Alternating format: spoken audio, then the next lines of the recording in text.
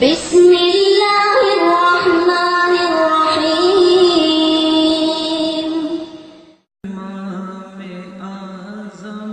ابھی صدیق کو دیکھا ہے، یہ جمال کا مظہر نظر آتا ہے۔ ہم نے عمر بن خطاب کو دیکھا، یہ صفت جلال کا مظہر نظر آتا ہے۔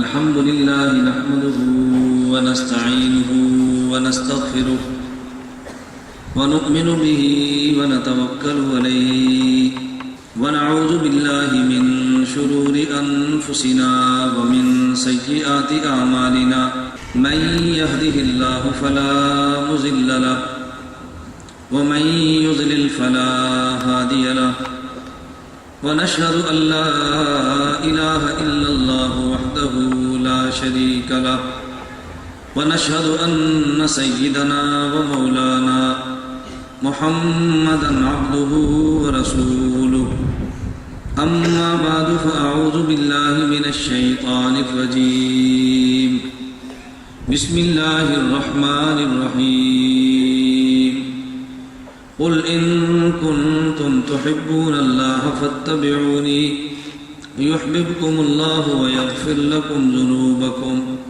والله غفور رحيم عن علي رضي الله عنه قال قال النبي صلى الله عليه وسلم من أحيا سنة من سنتي أميتت بعدي فقد أحبني ومن أحبني كان معي وفي رواية كان معي في الجنة عن العرباض بن سارية رضي الله عنه قال قال النبي صلى الله عليه وسلم فإنه من يعش منكم بعدي فسيرى اختلافا كثيرا فعليكم بسنتي وسنة الخلفاء الراشدين المهديين تمسكوا بها وعضوا عليها بالنواجذ وإياكم ومحدثات الأمور فإن كل محدثة بدعة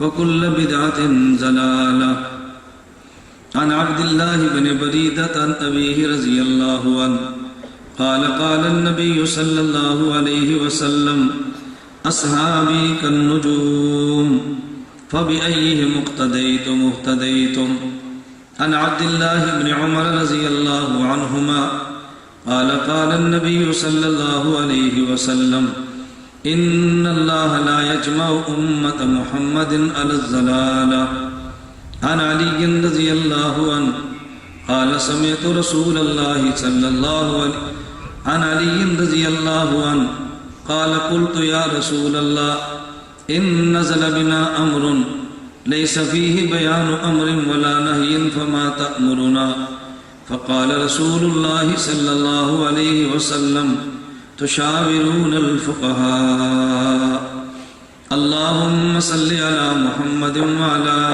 آل محمد كما صليت على إبراهيم وعلى آل إبراهيم إنك حميد مجيد اللهم بارك على محمد وعلى آل محمد كما باركت على إبراهيم وعلى آل إبراهيم إنك حميد مجيد میرے نہایت معزز علماء کرام، نہایت واجب الاحترام بزرگوں، مسلک اہل سنت والجماعت سے تعلق رکھنے والے نوجوان دوستوں اور بھائیوں، میں نے آپ حضرات کی خدمت میں قرآن کریم کی ایک آیت کریمہ ذخیرہ احادیث میں سے خاتم الانبیاء صلی اللہ علیہ وسلم کی 5 مبارک احادیث تلاوت کی ہے۔ اللہ رب العزت مجھے آیت کریمہ اور احادیث مبارکہ کی روشنی میں مسلک اہل سنت والجماعت احناف دیوبند کو بیان کرنے کی توفیق عطا فرمائے۔ ہمارا نظریہ اور عقیدہ ہے کہ اللہ رب العزت نے اپنی نمائندگی کے لیے اپنے پیغمبر حضرت محمد صلی اللہ علیہ وسلم کو بھیجا ہے، اور پیغمبر نے اپنی نمائندگی کے لیے پوری زمین پہ اصحاب پیغمبر کو پھیلایا ہے۔ اصحاب پیغمبر کے علوم کو امام ابو حنیفہ نے جمع کر کے پوری امت تک پہنچایا ہے، اور جب اس امت میں فتنوں کا خصوصاً بر صغیر میں آغاز ہوا اور ہمارے اس ماضی قریب میں یا کچھ ماضی بعید میں فتنوں نے سر اٹھایا ہے، تو ان فتنوں کو الگ کر کے دین کامل کو پاک کرنے کا کام حضرات اکابر علماء دیوبند نے فرمایا ہے۔ میں اس بات کو یوں عرض کروں گا کہ ایک کام ہمارے پیغمبر نے کیا، ایک کام پیغمبر کے صحابہ نے کیا، ایک کام حضرت امام اعظم ابو حنیفہ نے کیا، اور ایک کام علماء دیوبند نے کیا۔ ہمارے پیغمبر کا کام تکمیل دین ہے، پیغمبر کے صحابہ کا کام تمکین دین ہے، امام اعظم ابو حنیفہ کا کام تدوین دین ہے، علماء دیوبند کا کام تطہیر دین ہے۔ میں نے جو 4 لفظ استعمال کیے ہیں، علماء کے لیے مجھے بہت وضاحت کی ضرورت نہیں، میں طلباء کے لیے اور عوام الناس کے لیے کسی قدر تفصیل عرض کروں گا۔ پیغمبر نے تکمیل دین فرمایا ہے، پیغمبر کے صحابہ نے تمکین دین فرمایا، حضرت امام اعظم ابو حنیفہ نے تدوین دین فرمایا، اور علماء دیوبند نے تطہیر دین فرمایا۔ جو دین خدا نے ہمیں دیا یہ پیغمبر کے واسطے سے دیا۔ ہمارا نظریہ اور عقیدہ ہے اگر پیغمبر کی ذات کو درمیان سے نکال دے، قرآن کریم کے الفاظ بھی نہیں ملتے، پیغمبر کو درمیان سے نکال دے، قرآن کریم کے معنی بھی نہیں ملتے، اللہ رب العزت کی ذات نے اپنا نمائندہ خاتم الانبیاء کو بنایا ہے، اسے میں یوں کہتا ہوں کہ مصطفیٰ نمائندہ خدا ہے۔ جو بات اللہ نے مخلوق سے کرنی ہے براہ راست گفتگو نہیں فرمائی، بلکہ اپنے پیغمبر کے ذریعے فرمائی ہے۔ ہمارے پیغمبر کے ذریعے بات کیوں فرمائی؟ اللہ نے مجھے اور آپ کو پیدا عبادت کے لیے فرمایا ہے، اور عبادت نام ہے احکام خداوندی کو مان لینا، مان کے ان پہ عمل کر لینا۔ کوئی بندہ احکام خداوندی کو اس وقت مانے گا جب احکام خداوندی کو سنے گا۔ جب بندہ سنتا نہیں تو بات مانے گا کیسے؟ بندہ دیکھتا نہیں تو بات مانے گا کیسے؟ خدا کی ذات کو ہم نے دیکھا بھی نہیں ہے، خدا کی ذات کو سنا بھی نہیں ہے، تو جب اللہ کی بات کو سنے بھی نہ، اللہ کی ذات کو دیکھے بھی نہ، تو پھر اللہ کی بات پہ عمل کیسے کریں گے؟ خدا نے ہمیں پیغمبر وہ دیا ہے کہ جس نے خدا کی ذات کو دیکھا ہے اور خدا کی بات کو سنا ہے۔ یہ دیوبند کا نظریہ ہے، ہمارے پیغمبر نے خدا کی ذات کو دیکھا ہے اور خدا کی بات کو سنا ہے، اور فرمایا جو نبی میں نے دیا یہ اپنی مرضی سے بولتا نہیں ہے، وما ينطق عن الهوى ان هو الا وحی یوحی، بات اس میری ہوتی ہے، زبان میرے پیغمبر کی ہوتی ہے۔ مولانا جلال الدین رومی رحمۃ اللہ علیہ مثنوی روم میں تحریر فرماتے ہیں، گفتہ او گفتہ اللہ بود گرچہ از حلقوں میں عبداللہ بود، اگرچہ بات پیغمبر کی زبان سے نکلتی ہے لیکن بات پیغمبر کی اپنی نہیں ہے، بات پیغمبر کے خدا کی ہے۔ ہم نے خدا کی ذات کو دیکھا بھی نہیں ہے، خدا کی بات کو سنا بھی نہیں ہے، لیکن اللہ نے پیغمبر وہ دیا ہے کہ جس نے خدا کی ذات کو دیکھا ہے اور خدا کی بات کو سنا ہے۔ ایک غیر مقلد بیان کر رہا تھا، اہل حدیث عالم تقریر میں کہنے لگا ہم نہیں مانتے کہ اللہ کے نبی نے خدا کو دیکھا ہے۔ میں نے پوچھا نہ ماننے کی دلیل کیا ہے؟ کہتے ہیں موسیٰ علیہ السلام نے خدا سے عرض کیا رب ارنی، اللہ میرا دل کرتا ہے میں آپ کو دیکھ لوں، مجھے اپنی ذات دکھا دیجیے۔ خدا نے فرمایا لن ترانی، اے موسیٰ تو مجھے دیکھ نہیں سکتا۔ تو موسیٰ علیہ السلام بات سن رہے تھے، دیدار کی تمنا بھی کی ہے، خدا فرمایا نہیں دیکھ سکتا، تو ہم کیسے مانے کہ ہمارے پیغمبر نے دیکھا؟ میں نے کہا حضرت موسیٰ کے دیکھنے کی نفی سے ہمارے پیغمبر کے دیکھنے کی نفی تو نہیں ہوتی۔ حضرت موسیٰ نے تو دعا مانگی اللہ مجھے اس آخری پیغمبر کا امتی بنا دے، ان کی دعا قبول نہیں ہوئی۔ عیسیٰ علیہ السلام نے دعا مانگی اللہ مجھے امتی اس آخری نبی کا بنا دے، ان کی دعا تو قبول ہوئی ہے، ایک چیز ایک نبی کو نہ ملے، اس سے کیسے ثابت ہوا کہ وہ نعمت دوسرے نبی کو نہیں مل سکتی؟ کہا جی میرے پاس ایک اور دلیل اس سے وزنی ہے۔ میں نے کہا وہ دلیل کون سی ہے؟ کہتا ہے قرآن کریم میں ہے لا تدرکہ الابصار وہو یدرک الابصار، کوئی آنکھ خدا کو نہیں دیکھ سکتی، اللہ ساری آنکھوں کو دیکھتے ہیں۔ اللہ نے سب آنکھوں کی نفی کر دی، کوئی بھی نہیں دیکھ سکتی۔ اگر ہم کہیں نبی پاک نے دیکھا ہے تو قرآن کا معنی غلط بن جائے گا، قرآن کا مطلب غلط ہوگا۔ میں نے کہا خدا تجھے ہدایت دے، ہدایت کے بعد خدا تجھے جنت دے، ہدایت کے بغیر تو جنت ملا نہیں کرتی۔ اللہ تجھے ہدایت دے، ہدایت کے بعد جنت دے، مجھے بتا تو جنت میں جا کے خدا کا دیدار کرے گا؟ کہتے ہیں جی ہاں، اگر میں جنت میں گیا میں خدا کا دیدار کروں گا۔ میں نے کہا جب قرآن کہتا ہے لا تدرک الابصار، کوئی آنکھ خدا کو دیکھ نہیں سکتی، تو دیدار کیسے کرے گا؟ کہتا ہے یہ جو خدا نے فرمایا یہ زمین کے لیے ہے، اس زمین پہ رہتے ہوئے کوئی خدا کو نہیں دیکھ سکتا، میں زمین پہ نہیں دیکھوں گا، میں تو جنت میں دیکھوں گا۔ میں نے کہا تو کہتا ہے زمین پہ نہیں، میں جنت میں دیکھوں گا، جنت نیچے ہے، عرش اس سے بھی اوپر ہے۔ اگر تو جنت میں دیکھ سکتا ہے تو میرا نبی عرش پہ کیوں نہیں دیکھ سکتا؟ اگر تو جنت میں دیکھ سکتا ہے میرا نبی عرش پہ کیوں نہیں دیکھ سکتا؟ اس کا تیرے پاس کوئی جواب نہیں ہے۔ میں اس لیے گزارش کر رہا ہوں، ہمارا عقیدہ ہے ہمارے نبی نے خدا کی بات کو سنا ہے، خدا کی ذات کو دیکھا ہے، اور اللہ نے اس نبی کو اپنا نمائندہ بنا کر بھیجا ہے کہ میرے پیغمبر میری بات تو نے کہنی ہے۔ میں دعویٰ یہ کہہ رہا تھا اگر نبی کو درمیان سے نکال دو، الفاظ قرآن بھی نہیں ملتے، قرآن کا معنی بھی نہیں ملتا، تو پوچھے گا دلیل کیا ہے کہ نبی درمیان سے نکالے، قرآن کا لفظ نہیں ملتا؟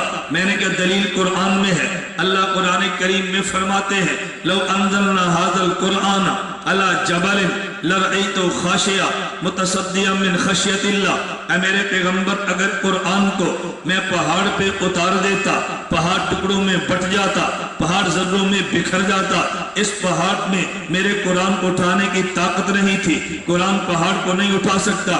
پھر ہمارے ذہن میں سوال آتا ہے، ابھی یہ سندے موجود ہے، ابھی کتب انعام کی تقسیم دی جائیں گی، بھیا اشرف علوم کے مدرسے کے ہم نے طالب علم کو دیکھا ہے، یہ 10 سال کا بچہ ہے، یہ قرآن اٹھا رہا ہے۔ ہم نے کرک کے کتنے مدرسوں میں طلباء کو دیکھا، ابھی مدرسے میں گئے تھے، بچوں میں انعامات تقسیم کیے، یہ کون ہے درجہ حفظ کا طالب علم ہے، اس نے 100 نمبر لیے، 100 میں سے 100 نمبر کیوں لیے؟ کہا جی قرآن کے الفاظ یاد بھی ہیں، تجوید سے پڑھتا بھی ہے، قرآن کی آیت پہ اشکال پیدا ہوتا ہے۔ اللہ جب اس قرآن کو پہاڑ کو بھی قرآن اٹھانے کی طاقت نہیں ہے، تو پھر یہ کرک کا دیوبندی بچہ 9 سال کا کیسے قرآن اٹھاتا ہے؟ جب قرآن پہ اعتراض آیا ہے، اس اعتراض کا جواب دارالعلوم دیوبند کے 40 سالہ محتمم قاری محمد طیب قاسمی رحمت اللہ علیہ نے دیا۔ مولانا قاری طیب فرماتے ہیں اگر تم نے جواب کو سمجھنا ہے، آسمان پہ دیکھو، ایک سورج ہوتا ہے، آسمان پہ دیکھو تو چاند ہوتا ہے۔ اگر بندہ گرمی کے موسم میں چاند کو دیکھنا، سورج کو دیکھنا چاہے، آنکھ دیکھ نہیں سکتی، سورج کی روشنی کے سامنے آنکھ جواب دے جاتی ہے۔ اگر جون کے مہینے میں دوپہر کو چاند کے سورج کے سامنے بندہ قمیص اتار کے بیٹھے تو سورج کی تپش کو وجود برداشت نہیں کر سکتا۔ اگر تم نے سورج کو دیکھا، آنکھ روشنی کے سامنے جواب دے گئی ہے، سورج کے سامنے بیٹھے ہیں تو جسم سورج کی تپش کے سامنے لا جواب ہوا ہے۔ لیکن جب 14ویں کی رات کو چاند نکلتا ہے تو چاند کی روشنی کو دیکھو، آنکھ کو مزہ آتا ہے چاند کی چاندنی کے سامنے۔ اگر تم اپنے وجود سے قمیص اتار کے بیٹھو، بدن میں ٹھنڈک محسوس ہوتی ہے۔ سورج کو منیر کہتے ہیں، چاند کو مستنیر کہتے ہیں۔ سورج روشنی دیتا ہے، چاند روشنی لیتا ہے۔ سورج کی روشنی کو ضیاء کہتے ہیں اور چاند کی روشنی کو نور کہتے ہیں۔ ضیاء میں شدت ہوتی ہے اور نور میں نرمی ہوتی ہے۔ ہم نے سورج کو دیکھا تو روشنی ہے، جب چاند میں گئی تو یہ نور بنا ہے۔ سورج کو دیکھا تو حرارت ہے، جب چاند سے گزری تو برودت بنی ہے۔ میری دلیل پہ توجہ رکھنا، اگر سورج کو دیکھا ہے آنکھ جواب دے گئی ہے، لیکن اگر جب چاند کو دیکھا ہے آنکھ کو لذت آئی ہے، سورج کے سامنے بیٹھے ہیں تو بدن جواب دے گیا ہے، چاند کے سامنے بیٹھے ہیں تو پھر بدن کو راحت محسوس ہوئی ہے۔ اس کی وجہ یہ ہے کہ سورج جلال والا تھا، اس کی روشنی بھی جلالی ہے، سورج جلال والا تھا، سورج کی تپش بھی جلالی ہے، اور چاند یہ جمال والا تھا، چاند کی روشنی بھی جمالی ہے۔ چاند جمال والا تھا تو چاند کی روشنی بھی جمالی ہے، چاند کی ٹھنڈک بھی جمالی ہے۔ سورج جلال والا ہے، اس کی روشنی کو آنکھ برداشت نہیں کرتی، سورج جلال والا ہے، اس کی تپش کو جسم برداشت نہیں کرتا، لیکن جب سورج کی جلالی روشنی چاند کے جمال سے گزر کے آتی ہے تو دیکھنے میں مزہ آتا ہے۔ جب سورج کی جلالی تپش چاند کے جمال سے گزرتی ہے تو برودت اور ٹھنڈک میں لطف آتا ہے۔ میرا اللہ جلال والا ہے، میرا محمد جمال والا ہے، خدا کا کلام جلالی ہے۔ اگر خدا کا جلالی کلام پہاڑ پہ اترتا، پہاڑ ٹکڑوں میں بٹ جاتا، خدا نے جلالی کلام کو پہلے محمد کے جمالی سینے پہ اتارا ہے، پھر محمد کی جمالی زبان سے نکلا ہے، تو جس جلالی کلام کو پہاڑ میں اٹھانے کی طاقت نہ تھی، یہ میرے محمد کے جمال کی برکت ہے، اس کو اشرف العلوم کا 10 سالہ بچہ اٹھا رہا۔ اگر یہ پیغمبر کا جمال درمیان میں نہ ہوتا تو قرآن کو کون اٹھا سکتا تھا؟ پیغمبر کو درمیان سے نکال دے، الفاظ قرآن نہیں ملتے۔ میں ایک نکتہ عرض کرتا ہوں، کبھی تم نے دیکھا ہے قاری قرآن کا وہ ہمیشہ جلال میں ہوتا ہے، اس کو دیکھ کر بھی بچہ ڈر جاتا ہے، اور کبھی شیخ الحدیث کو دیکھو، حدیث پڑھانے والے اساتذہ کو، ان میں جمال ہی جمال ہے، ان کو دیکھ کر بھی بچوں پر روب طاری نہیں ہوتا، محبت بڑھ جاتی ہے۔ قاری میں دیکھ تو جلال نظر آتا ہے، شیخ الحدیث میں دیکھ تو جمال نظر آتا ہے۔ یہ عیب کی بات نہیں ہے، اس کی وجہ کہ قاری کے ہاتھ میں کلام جلالی ہے، شیخ الحدیث کے ہاتھ میں کلام جمالی ہے۔ ادھر ظہور جلال ہے، ادھر ظہور جمال ہے، ادھر ظہور جلال ہے، ادھر ظہور جمال ہے۔ وہ جلالی کلام پڑھتا ہے تو روح بھی جلال والا ہے، یہ جلالی جمالی حدیث پڑھتا ہے تو انداز بھی جمال والا ہے۔ اس پہ غلبہ جلال کا ہے اور اس پہ غلبہ جمال کا ہے۔ میرا اللہ کبھی صفت جلال کا ظہور کرتا ہے، کبھی اللہ صفت جمال کا ظہور کرتا ہے، توجہ رکھنا۔ اور اللہ دونوں صفتیں پیغمبر پہ نازل فرماتے ہیں، پیغمبر خدا کی صفات کا مظہر بنتا ہے، کبھی نبی پہ صفت جلال نظر آتی ہے، کبھی نبی پہ صفت جمال نظر آتی ہے، توجہ رکھنا۔ میں ایک نکتہ عرض کرتا ہوں، آپ نے سنا ہوگا اور دیکھا بھی ہے، عملی مشاہدہ بھی ہے۔ فجر مغرب عشاء کی نماز میں قاری اونچی آواز سے قرآن پڑھتا ہے، اور زور عصر کی نماز میں قاری آہستہ قرآن پڑھتا ہے۔ ابھی ظہر کی نماز ہے، قاری کی زبان بند ہے، اونچی آواز سے قرآن نہیں پڑھتا۔ عصر کی نماز کو دیکھ لے، قاری تب بھی خاموش ہے، اونچی آواز سے تلاوت نہیں کرتا، اور جو ہی مغرب کی اذان ہوگی اور مغرب کی جماعت کے لیے کھڑا ہوگا، الحمدللہ رب العالمین، قاری صاحب امام صاحب اونچی آواز میں تلاوت کرتے ہیں۔ کبھی تو نے غور کیا ہے زور عصر کی نماز میں یہ قرآن آہستہ کیوں ہے؟ فجر مغرب عشاء کی نماز میں قرآن اونچی آواز سے یہ جاری نماز کیوں بنتی ہے؟ اس کی وجہ یہ ہے، ایک میرے اللہ کی صفت جلال ہے، ایک خدا کی صفت جمال ہے۔ تم نے دنیا میں دیکھا ہے، اگر باپ جمال کے اندر ہو تو بیٹے گھر میں کھیلا کرتے ہیں، اور جب باپ جلال کے اندر آ جائے تو ماں کہتی ہے باپ بہت غصے میں ہے، اندر ہٹ جا۔ آپ نے دیکھا ہوگا کہ جب بڑا جمال میں ہو تو پھر چھوٹے اٹکیلیاں کرتے ہیں، اور جب بڑا جلال کے اندر آئے تو پھر بولنے کی ہمت کوئی نہیں کرتا۔ خدا کی صفت جلال بھی ہے، خدا کی صفت جمال بھی ہے۔ جب سورج طلوع ہوتا ہے صفت جلال کا ظہور ہوتا ہے، اور جب سورج غروب ہوتا ہے تو صفت جمال کا ظہور ہوتا ہے۔ جب صفت جمال کا ظہور ہے بندہ قرآن بلند آواز سے پڑھتا ہے، اور جب صفت جلال کا ظہور ہوتا ہے تو پھر قاری قرآن بھی آہستہ پڑھتا ہے۔ دن کی نمازیں سری بنتی ہیں اور رات کی نمازیں جہری بنتی ہیں، اس کی وجہ کہ رات کو ظہور جمال کا ہے اور دن کو ظہور جلال کا ہے۔ میں ایک بات اور بھی کہتا ہوں، اللہ یہ دونوں صفتیں میرے پیغمبر کو دیتے ہیں، پیغمبر دونوں صفتیں اصحاب کو دیکھتے ہیں۔ ہم نے پیغمبر کے صحابی صدیق کو دیکھا ہے، یہ جمال کا مظہر نظر آتا ہے۔ ہم نے عمر بن خطاب کو دیکھا، یہ صفت جلال کا مظہر نظر آتا ہے۔ صدیق اکبر رات کو تلاوت کرتے ہیں، قرآن اونچی آواز سے قرآن آہستہ پڑھتے ہیں۔ پوچھا صدیق آہستہ قرآن کیوں پڑھتے ہو؟ فرمایا یہ سونے والا کی اٹھ نہ جائے۔ عمر بن خطاب کو دیکھا قرآن اونچی آواز سے پڑھتے ہیں، پوچھا تم اونچی آواز سے کیوں پڑھتے ہو؟ کہا میں جو پڑھتا ہوں تو کیوں سویا ہوا ہے؟ صدیق پہ غلبہ جمال کا ہے، عمر پہ غلبہ جلال کا ہے۔ توجہ، چلے میں اس مضمون پہ ایک نکتہ اور دیتا ہوں۔ مجھے ایک ساتھی کہنے لگا حضرت امام اعظم ابو حنیفہ رحمۃ اللہ علیہ بہت بڑے امام ہیں۔ میں نے کہا جی ہاں، حضرت امام بخاری رحمۃ اللہ علیہ، میں نے کہا بہت بڑے امام ہیں، کہتے ہیں عالم تو دونوں بڑے ہیں، لیکن تم حضرت امام بخاری کی بجائے حضرت امام ابو حنیفہ کی تقلید کیوں کرتے ہو؟ توجہ رکھنا۔ میں نے کہا مجھے بتا پیغمبر کے صحابہ میں سے سب سے بڑے عالم کا نام کیا ہے؟ کہتے ہیں حضرت ابو بکر صدیق رضی اللہ عنہ۔ میں نے کہا یہ بتاؤ پیغمبر کے صحابہ میں سے سب سے بڑے محدث کا نام کیا ہے؟ کہتے ہیں حضرت ابو ہریرہ رضی اللہ تعالی عنہ۔ میں نے کہا بھئی علم تو نام ہی صحابہ کے دور میں قرآن و حدیث کا تھا، تو اس کا کیا معنی کہ بڑا امام عالم تو وہ ہے اور بڑا محدث یہ ہے؟ تو جب بڑے محدث امام ابو ہریرہ ہے تو بڑے عالم یہی ہونے چاہیے، اور اگر بڑے عالم امام ابو بکر ہے تو بڑے محدث حضرت امام ابو بکر ہونے چاہیے۔ میں نے کہا توجہ رکھنا، اگر پوچھا جائے اور پڑھا جائے تو کہتے ہیں پیغمبر کے صحابہ میں سے بڑے امام عالم کا نام امام ابو بکر صدیق ہے رضی اللہ عنہ، اور نبی کے شاگردوں میں سے بڑے محدث کا نام حضرت امام ابو ہریرہ ہے رضی اللہ تعالی عنہ۔ میں نے کہا بالکل اسی طرح اگر عام دنیا والوں سے پوچھو، میں علماء کی بات نہیں کرتا، ممکن ہے علماء کا فیصلہ بالکل الگ ہوگا، عمومی شہرت کی بات کرتا ہوں۔ پوچھو جی اس میں سب سے بڑے محدث کون ہیں تو لوگ کہیں گے امام بخاری۔ پوچھو جی سب سے بڑے عالم کون ہیں؟ کہتے ہیں حضرت امام اعظم ابو حنیفہ۔ میں نے کہا اگر تو نے اس سوال کا جواب لینا ہے کہ حضرت امام اعظم ابو حنیفہ کی تقلید تم کرتے ہو،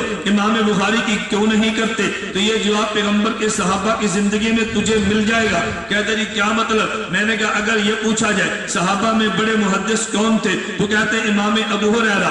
اگر آپ پوچھے صحابہ نے پیغمبر کے جانے کے بعد امام کسے مانا ہے تو کہتے ہیں امام ابو بکر کو مانا ہے۔ میں نے کہا دونوں میں فرق کیا تھا کہ جب کسی نے مسئلہ امام ابو بکر سے پوچھا ہے وہ مسئلہ نبی والا بتاتے ہیں، لیکن قال ابو بکر نے کہہ کے بتاتے ہیں۔ جب کسی نے مسئلہ ابو ہریرہ سے پوچھا وہ بھی نبی والا بتاتے ہیں، لیکن قال رسول اللہ کہہ کے بتاتے ہیں۔ بھئی دونوں میں فرق کیا تھا؟ صدیق پہ غلبہ خشیت کا ہے، وہ قال رسول اللہ کہتے ڈرتا ہے کہ الفاظ کے نقل کرنے میں غلطی نہ ہو جائے، مسئلہ نبی کا ہوتا ہے، لیکن قال ابو بکر نے کہہ کے بتاتا ہے۔ حضرت امام ابو ہریرہ پہ غلبہ محبت کا ہے، ان کا جی چاہتا ہے نبی کے الفاظ میں نقل کرو، وہ قال رسول اللہ کہہ کے بتاتا ہے۔ ہم نے امام ابو حنیفہ کو دیکھا مسئلہ نبی والا بتاتے ہیں، لیکن قال ابو حنیفہ کہہ کے بتاتے ہیں، یہ صدیق اکبر کا طرز ہے، خشیت کا غلبہ ہے۔ امام بخاری کو دیکھا وہ قال رسول اللہ کہہ کے مسئلہ نبی والا دیتے ہیں، ان پہ غلبہ محبت ہے، اور یہ نقش قدم ابو ہریرہ کے چلے ہیں۔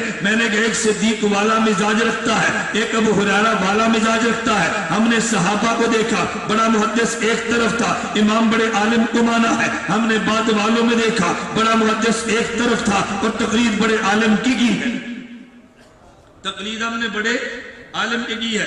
میں ایک جملہ عرض کرتا ہوں، میں نے کہا ایک گھنٹے میں تو بہت سارے بیان نہیں ہوتے، میں جملے نقل کر کے اشارے کروں گا۔ میں جملہ نقل کرتا ہوں، اگر کبھی مجتہدین میں اختلاف ہو جائے تو ان پر اعتراضات جواب میں محفوظ کو پیش کیا جاتا ہے، اور جب دو صحابہ پر اعتراض ہو جائے تو جواب میں معصوم کو پیش کیا جاتا ہے۔ اللہ کے نبی کو معصوم کہتے ہیں، پیغمبر کے صحابی کو محفوظ کہتے ہیں، امام مجتہد کو معجور کہتے ہیں۔ نبی کو بولو نا معصوم، صحابی کو محفوظ کہتے ہیں اور مجتہد کو معجور کہتے ہیں۔ معصوم اور محفوظ کا معنی جو معنی میں کروں گا اس کو نوٹ کرو، یہ تمہیں کتابوں سے نہیں ملنا۔ کبھی ساتھی کہتے ہیں کیوں؟ میں نے کہا کتابوں میں لکھا ہے لیکن اس کو جمع کرنا پڑتا ہے۔ میں کئی ایک کتب کے مطالعے کے بعد ایک جملہ کئی کتابوں کا خلاصہ نکل کرتا ہوں۔ آپ پوچھو گے معصوم کا معنی، میں نے کہا معصوم اسے کہتے ہیں جس سے خدا گناہ ہونے نہیں دیتا، محفوظ اسے کہتے ہیں جس سے گناہ ہو تو جاتا ہے، اللہ اس کے نام اعمال میں رہنے نہیں دیتا۔ نہیں سمجھے؟ معصوم اسے کہتے ہیں جس سے گناہ خدا ہونے نہیں دیتا۔ میں نہیں کہتا گناہ کرتا نہیں ہے، گناہ نہ کرنا اور ہے، گناہ کرنے نہ دینا اور ہے۔ ہم یہ نہیں کہتے نبی گناہ کرتا نہیں ہے، ہم کہتے خدا نبی سے گناہ ہونے دیتا نہیں ہے۔ میں یہ نہیں کہتا نبی گناہ سے بچتا ہے، میں کہتا ہوں نبی کو خدا گناہوں سے بچاتا ہے۔ ایک ہوتا ہے بچنا اور ایک ہوتا ہے بچانا۔ تم کہو گے جی کیوں؟ میں کہتا ہوں نبی یہ نہیں کہنا نبی بچتا نہیں، ہم نے کہنا نبی کو خدا بچاتا ہے۔ اس کی وجہ اگر نبی اعلان نبوت خود کرتا تو گناہوں سے بچنا نبی کے ذمہ تھا۔ نبی اعلان نبوت خود نہیں کرتا، خدا نبی سے اعلان نبوت کراتا ہے، تو جو نبی کو نبوت دیتا ہے وہ نبی کو گناہوں سے بچاتا ہے۔ میں اس کی مثال دیتا ہوں، دنیا میں بچہ خود نہیں آتا، اس بچے کو ماں جنتی ہے۔ اگر بچہ خود دنیا میں آتا تو گرمی اور سردی سے بچنا یہ بچے کے ذمہ ہوتا، ہو سکتا ہے کبھی نہ بچ پاتا، تو جو ماں بچے کو جنتی ہے وہ سردی اور گرمی سے بچاتی ہے۔ نبی خود نبوت کا اعلان نہیں کرتا، خدا اعلان نبوت کراتا ہے تو نبی کو گناہوں سے بچاتا ہے۔ ایک ہے گناہ سے بچنا اور ایک ہے گناہ سے بچانا۔ نبی معصوم ہے، معصوم تو صیغہ اسم مفعول کا ہے نا، یہ مفعول اسم، یہ معصوم ہے۔ معصوم کا معنی اللہ نبی سے گناہ ہونے نہیں دیتا، اور محفوظ کا معنی گناہ ہو تو جاتا ہے، اللہ اس کے نام اعمال میں رہنے نہیں دیتا، اللہ اس کے نام اعمال میں رہنے نہیں دیتا۔ یہ دو لفظ اب یاد رکھ لو، نبی کی عصمت پہ اعتراض ہو گئی نہیں، صحابی کی حفاظت پہ اعتراض ہو گئے نہیں، جتنی نصوص آئیں گی سب کا جواب خود بخود ہو جائے گا۔ ہم یہ نہیں کہتے گناہ ہوئے نہیں ہیں، ہم نے کہا گناہ ہوئے تو ہیں، لیکن ان کے نام اعمال میں اللہ عفا اللہ عنہم، رضی اللہ، خدا ان کے نام اعمال میں گناہ کو رہنے نہیں دیتا۔ خیر بات میں یہ کہہ رہا تھا، اور مجتہد معجور ہوتا ہے۔ مجتہد معجور ہونے کا معنی ہم یہ نہیں کہتے کہ مجتہد سے خطا نہیں ہوتی، ہم یہ نہیں کہتے کہ مجتہد کبھی مسئلہ غلط بتاتا نہیں ہے، مجتہد سے غلطی بھی ہو جاتی ہے، خطا بھی ہو جاتی ہے، لیکن فرق یہ ہے کہ مجتہد کی خطا پر بھی اللہ اجر دیتا ہے، مجتہد کی خطا پر بھی اللہ اجر دیتا ہے۔ یہ تو میں صرف جملے عرض کر رہا ہوں کہ ہمیں مستقل 4 دن کا 5 دن کا ایک ہی جگہ پر بیان ہو تو بندہ ایک ایک موضوع کو چھیڑتا ہے، معصوم پہ، معجور پہ، محفوظ پہ۔ میں نے ایک اصول عرض کیا تھا، میں نے اصول کیا عرض کیا؟ اگر 2 مجتہدین پر اعتراض ہو، معجور پر اعتراض ہو، تو جواب میں محفوظ صحابی کو پیش کرتے ہیں، اور اگر اعتراض ہو جائے 2 محفوظ صحابہ پہ تو پھر اعتراض کے جواب میں معصوم نبی کو پیش کرتے ہیں۔ میں ایک مثال دوں گا، چلیں بات تھوڑی سی کھل جائے۔ میں ایک مثال دیتا ہوں، کوئی شخص یہ کہتا ہے امام ابو حنیفہ بھی مجتہد، امام مالک بھی مجتہد، ان 2 میں اختلاف ہوا تو 2 میں سے ایک غلط ہوگا تو ایک ٹھیک ہوگا، یہ کیسے ہو سکتا ہے ہم دونوں کو ٹھیک مانیں؟ میں نے کہا پیغمبر کے صحابہ سے دیکھ لو، صحابہ ایک مسئلے پر اجتہاد کرتے ہیں، ایک اجتہاد ایک صحابی کا ہے ایک دوسرے کا ہے، اگر نبی نے دونوں میں سے ایک کو باطل فرمایا اور ایک کو حق فرمایا، ہم بھی ایک کو باطل کہہ کے ایک کو حق کہہ دیں گے، اور اگر پیغمبر نے دونوں میں سے ایک کو باطل حق نہیں فرمایا، ایک کو حق فرمایا اور ایک کو خطا فرمایا، تو پھر ہمیں بھی کوئی اعتراض کی ضرورت ہی نہیں ہے۔ پیغمبر کے پر صحابہ کے اس پر بہت ساری مثالیں ہیں کہ صحابہ نے اجتہاد کیا، نبی پاک کو بتا دیا، نبی نے یہ نہیں فرمایا کہ تو نے غلط کیا تو نے ٹھیک کیا۔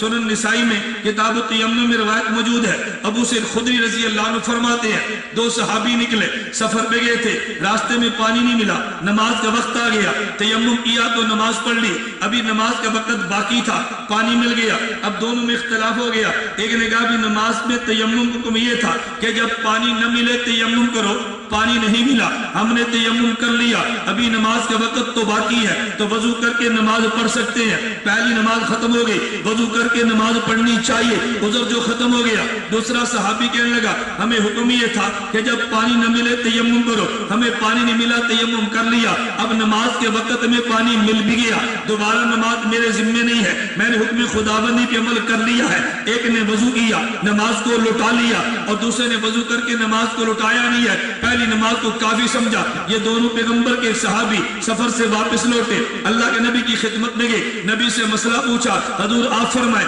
اللہ کے نبی کا جواب سنو، فرمایا جس بندے نے نماز کو وضو کیا، نماز دوبارہ پڑھی ہے، تجھے 2 نمازوں کا اجر مل گیا، پہلی کا بھی اجر ملا ہے اور دوسری کا بھی ملا ہے، اور جس بندے نے دوبارہ وضو کر کے نماز کو لوٹایا نہیں ہے، فرمایا فقد اصبت سنت، اصل مسئلہ تیرا ہے، اصل مسئلہ تیرا ہے، اس سے خطا ہوئی ہے لیکن اجر اس کو بھی ملا ہے۔ تو جب اختلاف 2 مجتہدین میں ہوگا، لوگ ان پر اعتراض کریں گے، ہم جواب میں صحابہ محفوظ پیش کریں گے، اور جب 2 محفوظوں پر اعتراض ہوگا تو پھر ہم جواب میں 2 محفوظ نہیں 2 معصوم پیش کریں گے۔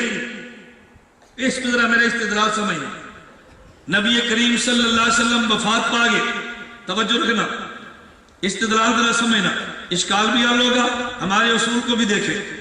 نبی کریم صلی اللہ علیہ وسلم وفات پا گئے، حضرت عمر بن خطاب آ گئے، انہوں نے کہا حضور پاک صلی اللہ علیہ وسلم زندہ ہے۔ اگر کسی نے کہا حضور وفات پا گئے ہیں، میں ہاتھ اور پاؤں کاٹ دوں گا، باقی صحابہ کہنے لگے نہیں نہیں حضور وفات پا گئے ہیں، اختلاف ہو گیا نا، بولو نا، اختلاف کن میں ہے؟ دو صحابہ دو محفوظ میں، ایک صحابی کہتے ہیں حضور فوت ہو گئے، دوسرا کہتے ہیں حضور زندہ ہے۔ اب اس مسئلے کا حل کیا ہوگا؟ توجہ رکھنا، نبی کریم صلی اللہ علیہ وسلم نے خواب دیکھی، خواب میں دو فرشتوں کو دیکھا، ایک فرشتہ کہنے لگا حضور جاگ رہے ہیں، دوسرے نے کہا نہیں حضور سو رہے ہیں۔ دونوں فرشتے معصوم، دونوں معصوم ہیں نا، ایک نے کہا حضور جاگ رہے ہیں اور دوسرا کہتے ہیں حضور سو رہے ہیں۔ نبی پاک صلی اللہ علیہ وسلم نیند سے بیدار ہوئے، اپنا خواب بیان کیا کہ ایک فرشتے نے میرے بارے میں کہا حضور سو رہے ہیں اور دوسرے نے میرے بارے میں کہا حضور جاگ رہے ہیں۔ اللہ کے نبی نے فرمایا دونوں ٹھیک کہتے ہیں۔ کیا فرمایا؟ دونوں ٹھیک کہتے ہیں۔ جس کی نگاہ میری آنکھ پر ہے اس نے کہا حضور سو رہے ہیں، اور جس کی نگاہ میرے دل پر ہے اس نے کہا حضور جاگ رہے ہیں۔ توجہ رکھنا، حضور جاگ رہے ہیں۔ کاڑوی فرمایا کرتے تھے جن صحابہ کی نگاہ نبی کی آنکھ پر ہے کہا حضور فوت ہو گئے ہیں، عمر کی نگاہ حضور کے دل پر ہے کہا حضور زندہ ہے۔ یہ سمجھے؟ تو جس فرشتے کی نگاہ آنکھ پر ہے اس نے کہا سو گئے، اور جس کی نگاہ دل پر ہے اس نے کہا کیوں؟ عینایت تنامان ولا ینام قلبی، نبی کی آنکھ سوتی ہے اور نبی کا دل جاگتا ہے۔ مولانا نانوتوی فرماتے ہیں کہ نیند اور موت تو دونوں بہنیں ہوتی ہیں، جیسے سو جائے تو نبی کی آنکھ سوتی ہے، نبی کا دل جاگتا ہے، اسی طرح جب موت آ جائے تو امتی کی روح دل اور آنکھ دونوں سے نکلتی ہے اور نبی کی آنکھ سے نکل کے دل میں سمٹتی ہے۔ یہ مولانا قاسم نانوتوی کی اپنی تحقیق ہے، ہمارے مشائخ میں سے ہے۔ میں صرف بات یہ سمجھا رہا تھا کہ جب دو محفوظ میں اختلاف ہے، ہم نے دلیل میں دو معصوموں کو پیش کیا، سیدنا صدیق اکبر آئے، انہوں نے فیصلہ فرما دیا۔ میں ایک جملہ کہتا ہوں، میں کہتا ہوں عام صحابہ کی نگاہ نبی کی آنکھ پر ہے، ابو بکر صدیق کی نگاہ نبی کے دل، حضرت عمر کی نگاہ نبی کے دل پر ہے، اور صدیق سے زیادہ حضور کے مزاج کو سمجھنے والا کوئی بندہ مانے جنا ہی نہیں ہے۔ صدیق کی نگاہ حضور کی آنکھ پر بھی ہے، حضور کے دل پر بھی، حضور کی آنکھ پر بھی، حضور کے۔ اب صدیق اکبر نے فیصلہ کیا فرمایا؟ اس فیصلے کو میں آپ کے لفظوں میں سمجھاتا ہوں۔ دیکھو جب نبی سو جائے، جب نبی دل جاگ رہا ہوتا ہے یا سو رہا ہوتا ہے؟ بولو، لیکن کہتے کیا ہے؟ حضور سو گئے یا جاگتے ہیں؟ کہتے تو یہی ہے نا، حالانکہ دل جاگ رہا ہے مگر کہتے کیا ہے؟ سو گئے۔ حضرت صدیق نے سمجھایا عمر اگرچہ نبی کا دل زندہ ہو لیکن کہنا یہی ہے کہ وفات پا گئے، جیسے نبی کا دل جاگ رہا ہو کہتے یہی ہے کہ سو گئے، نبی کا دل زندہ ہو کہنا یہی ہے کہ وفات پا گئے، جیسے نبی کی نیند اتنی ہی ہوتی ہے تو نبی کی موت بھی اتنی ہی ہوتی ہے۔ حضرت عمر کہتے ہیں مجھے مسئلہ سمجھ آ گیا، آج کی امت کو سمجھ نہیں آ رہا، آج لوگوں کو نہیں سمجھ آ رہا، اور اللہ کی قسم اٹھا کر میں کہتا ہوں مسئلہ حیات مشکل نہیں ہے۔ میں ایک الجھن دور کرتا ہوں، ہم میں سے بہت سارے احباب نے مسئلہ حیات کو سمجھا نہیں ہے، اور نہ سمجھنے کی وجہ سے اسے اشکال پیش آتا ہے، اور تو جو الجھن ہوتی ہے یہ بات نہ کرنا، یہ نہ چھیڑنا، یہ مسئلہ مناسب نہیں، ہمارے خطے کے لیے ٹھیک نہیں۔ میں نے کہا عجیب بات ہے، جس مسئلے کا منکر 1957 سے پہلے 1400 سال میں کوئی نہ ملے، اس مسئلے پر بھی تمہیں شبہ ہوتا ہے کہ اس کو بیان کریں یا بیان نہ کریں، کہ امت کا اجماعی مسئلہ ہے۔ خیر بات لمبی ہو گئی، میں نے بات یہاں سے شروع کی تھی، ایک صفت جلال ہے اور ایک صفت ہے نا ذہن میں، آپ تھوڑا سا واپس ہے، ایک صفت جلال ہے ایک صفت جمال ہے۔ میں کہہ یہ رہا تھا خدا نے دونوں صفت جمال صفت جلال بھی موجود ہے، میں اس سے بات نہیں کرتا، میں تو نقطہ عرض کر رہا تھا کہ اللہ کا کلام بھی اگر نبی کو درمیان سے نکال دے ہمیں کلام خدا کا مل ہی نہیں سکتا۔ الفاظ خداوندی بھی تبھی ملیں گے جب پیغمبر کی ذات درمیان میں موجود ہوگی۔ توجہ رکھنا، اس پر میں نے دلیل دی تھی، لو انزلنا ھذا القرآن علی جبل، میں نے کہا تھا اعتراض آیا تھا، جواب دیوبند والوں نے دیا ہے۔ میرا مستقل ایک عنوان ہے، کبھی آپ کے کرک میں آیا، مستقل میرا ایک عنوان ہے کہ جب قرآن پہ اعتراض ہوتا ہے جواب دیوبند والا دیتا ہے، جب دیوبند والے پر اعتراض ہوتا ہے دفاع اللہ کا قرآن کرتا ہے۔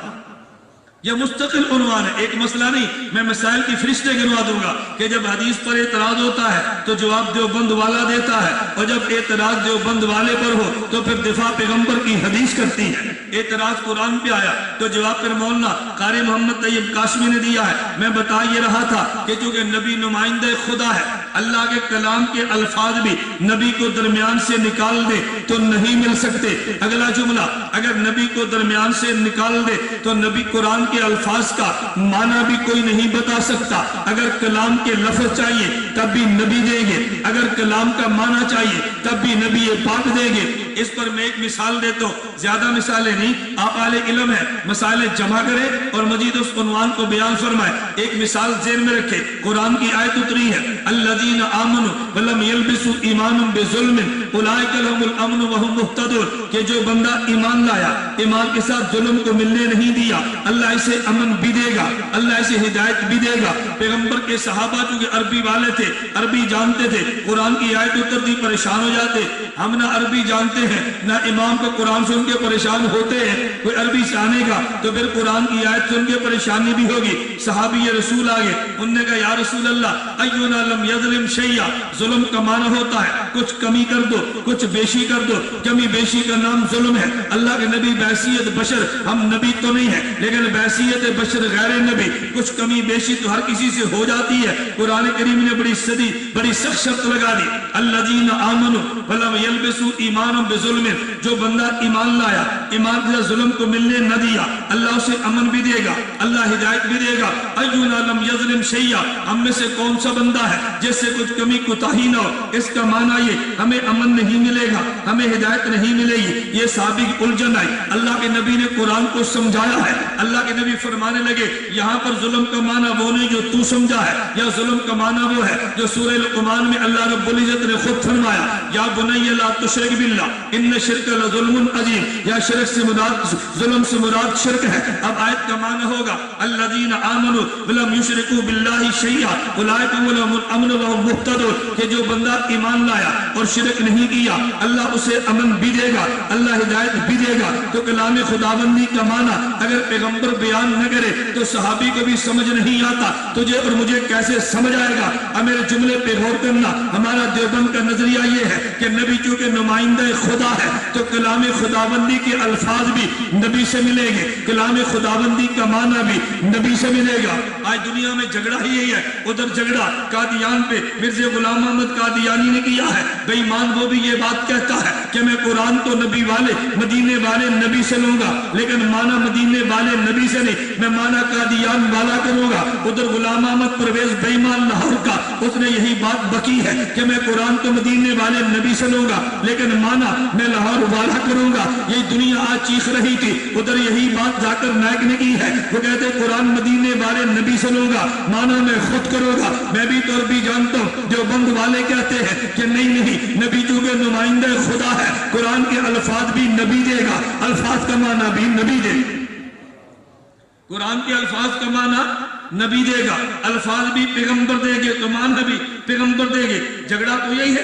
لوگ کہتے ہیں تمہارا جھگڑا کیا ہے؟ میں نے کہا جی ہاں ہمارا جھگڑا صرف یہ ہے, ہم یہ بات کہتے ہیں کہ چونکہ نبی نمائندہ خدا ہے الفاظ قرآن بھی پیغمبر نے دینے ہیں اور قرآن کا معنی بھی پیغمبر نے دینا ہے. مرزا قادیانی نے کہا ما کان محمد ابا احد من رجالکم ولکن رسول اللہ و خاتم النبیین. اس نے کہا خاتم کا معنی مہر ہے, جس پہ مہر لگے گی وہ نبی بنتا چلا جائے گا. جب پاکستان کی نیشنل اسمبلی میں یہ مسئلہ اٹھا تھا تو مرزا ناصر نے اس بات کو بطور دلیل کے پیش کیا تھا. وہ نے کہا جی قرآن کہتے ہیں خاتم النبیین, یہ نبی پاک تو خاتم النبیین ہے. خاتم کا معنی تو لغت میں مہر لکھا ہے, تو جس پہ مہر لگے گی وہ نبی بن جائے گا. تم نے خاتم کا معنی آخری کیسے کیا ہے؟ مفتی محمود رحمت اللہ علیہ نے پاکستان کی نیشنل اسمبلی میں مرزا ناصر سے یہی بات کی تھی. مفتی صاحب نے پوچھا تھا کہ یہ جو قرآن کی آیت ہے یہ تمہارے اوپر اتری ہے, مرزا قادیانی پہ اتری ہے؟ اس نے کہا جی نہیں. پھر میں آیت کس پہ اتری ہے؟ اس نے کہا یہ آیت مدینے والے نبی پہ اتری ہے. تو مفتی محمود صاحب نے فرمایا